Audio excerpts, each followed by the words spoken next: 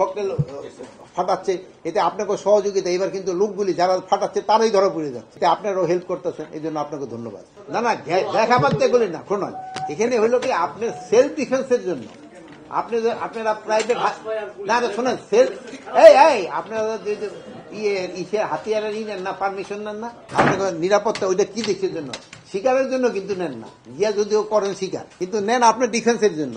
যদি কেউ আপনার করতো তো আপনি তো এইটা নিতে পারতো সেলফ ডিফেন্সের জন্য, তো খোদা হবে আরো আমার আরো ভালো পড়তে পারবো। সেলফ ডিফেন্সের ক্ষেত্রে কি এটা তো এই অধিকারটা তো প্রত্যেকটা নাগরিকের, এবং আপনাকে যদি কেউ মারতে আসে, আপনাকে হত্যা করতে আসলে আপনি আক্রমণকারীদের নিহত করার অধিকার আছে। এটা সব দেশে সর্বত্র সর্বকালের।